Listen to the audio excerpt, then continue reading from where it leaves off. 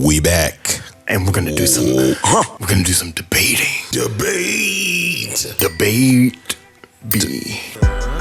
What's good, people? It's your boy Icarus Gray. And it's your homeboy WordPlay T.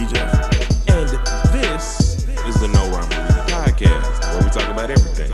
Everything for no reason. The idea is that we're going to take a look at Munch filling you the music video that premiered on WorldStar. We're gonna kind of break it down, react to it, see what we think about it.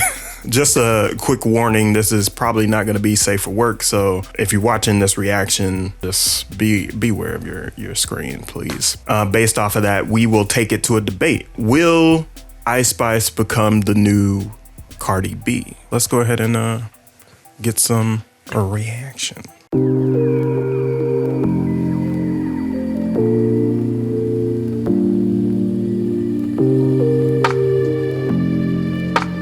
Is this giving you ASAP Rocky vibes?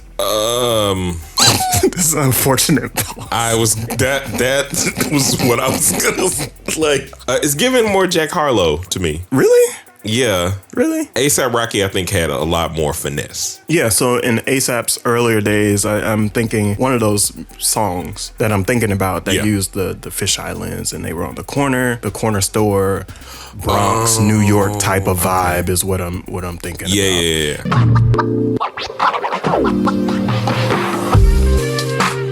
Yo. Pausing is going to be very difficult on this video. We've always had the Little Kims and Foxy Browns of the world.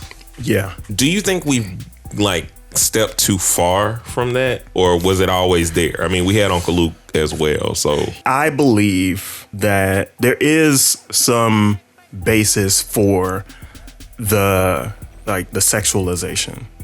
Of hip hop. There are people that are legitimately concerned about it and legitimately arguing its intensity. But I think its intensity today is different from its intensity in the past. That's a wide sweeping thing across human nature. When I think about human nature as a whole, this has never been different. No. There have always been individuals that just kind of move like this. And there's always been consumers that consume. And our nature is to go towards the dark side, and that's just what it is. It is now accessible via the internet at earlier ages, and that's my biggest concern. My biggest concern for me, though, is that it's affecting the music a bit. I don't think Lil' Kim doing the things that she did affected the validity or the strength of her song making. Did it take away from her talent? No.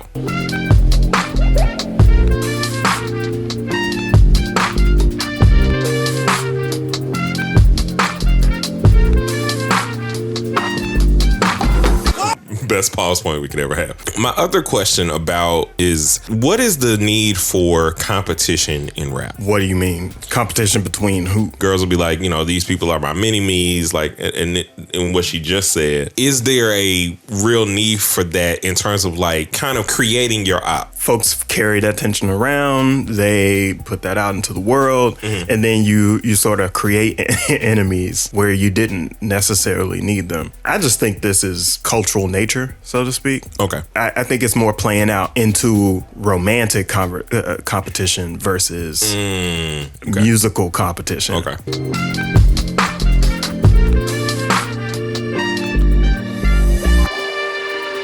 All right, so are people more into the song and the drill aspect than the imagery that we're dealing with right now? I think it's a bit of both, but I also think that they like the catchiness of it. And I think they like to be able to detach emotionally from these transactional relationships. So you thought I was feeling you because we did the things that you do in a serious relationship, but actually it was transactional. And so people like that because it gives them a one-up on somebody. Do you even think it's worth it to break down these lyrics?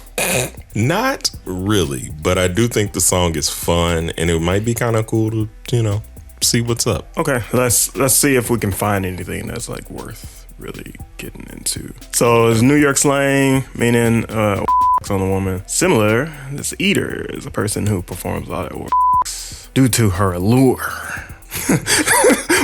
wrote this? Whoa, hold on, wait. Thus, due to her allure, said nigga in question is willing to mindlessly down her hand over fist. Genius. Shout out to Genius. That was this. Wrote that? This is pure goodness. You did comedy. good. Let's get into our debate here, where we kind of discuss and kind of talk about, will Munch make Ice Spice into the newest Cardi B? So my first reason as to why she's the next Cardi B is that they are both from the Bronx. I think that plays a huge role in her rise, because I think Cardi has already somewhere stamped that she's kind of with the movement. Also, Cardi is very supportive of artists, unlike other New York female artists that don't really reach back, as seen by her support of Glorilla, another up-and-coming female artist. Interesting. I don't know how I feel about that take. I really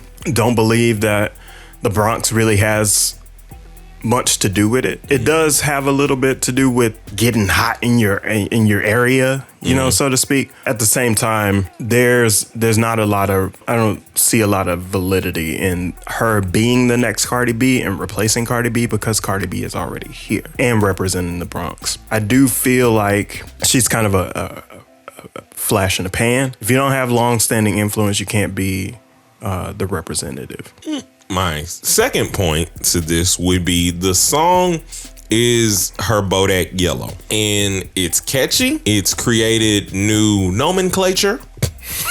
New? According to Genius, ain't nothing new about this. But it's brought it to the forefront, and she will be the voice of Munch. She only needs to continue to let its virality grow as she builds towards an album and tries to keep the momentum going. And so based off of your second point, the new Bodak Yellow, I still say it's too early to be in that situation.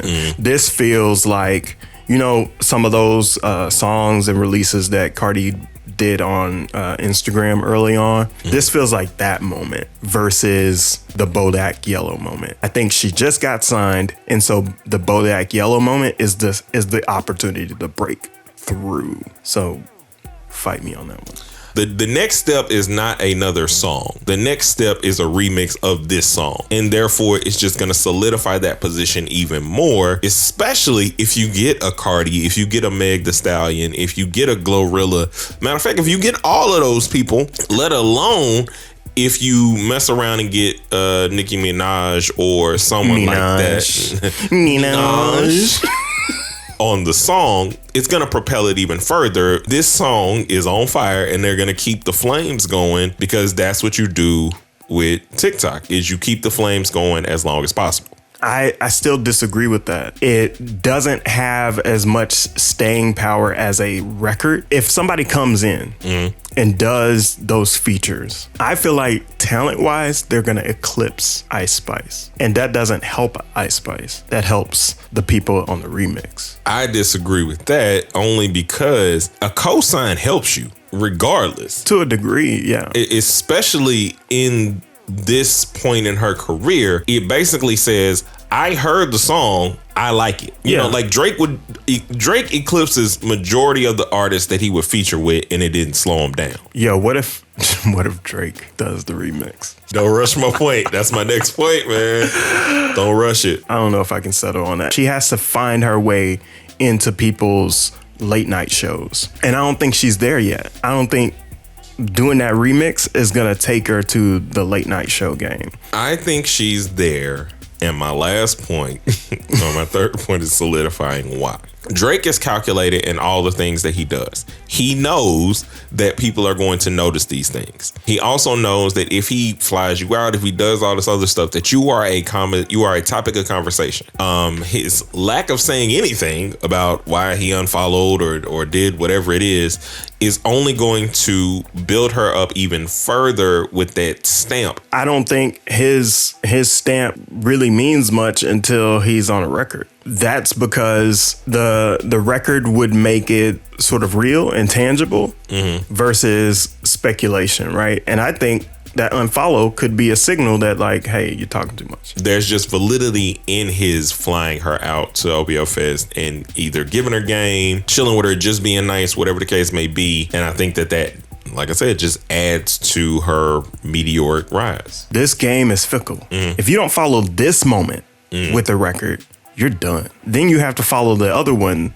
You have to follow the follow-up with a great following. So overall, I do think she's going to continue to fuel the fire of TikTok. And if we've learned anything from the TikTok artists, they don't need much else but this. The overarching career point for them is they do this. They are able to grow a fan base. Their fan base is loyal. You only need to get 100,000 or something like that. People like real fans, earnestly, and then they're able to tour. She's already done an appearance on Rolling Loud, so she's getting to those places and getting those fans that are gonna rock and ride with her. So I don't really think she needs to do much more but stay consistent. To Russ's point, even though she's on Rolling Loud, doesn't mean that she can still sell those tickets by herself. So I still feel like there's some ways to go.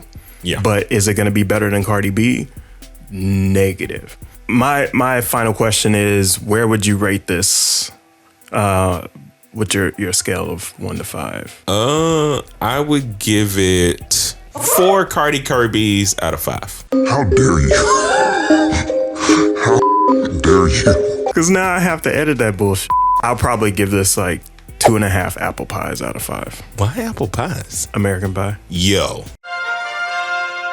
We'll catch y'all on the next one. A 1 and a 2. And a Peace. Lines right like before the curtains lift and the stage turns bright. Yikes.